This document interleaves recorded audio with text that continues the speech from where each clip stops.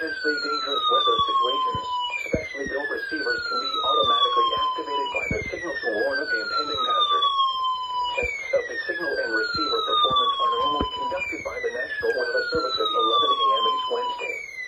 If there is a threat of severe weather, the test will be postponed to the next available good weather day. Reception of this broadcast, and especially the warning alarm, will vary at any given location. This variability, normally more noticeable at greater distances from the transmitter, can sometimes occur even though you are using a good quality receiver in good working order.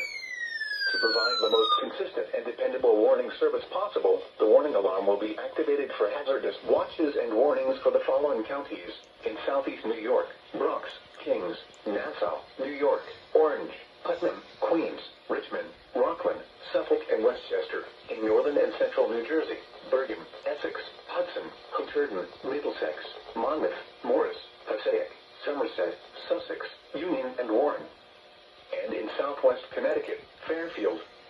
Once again, this was only a test.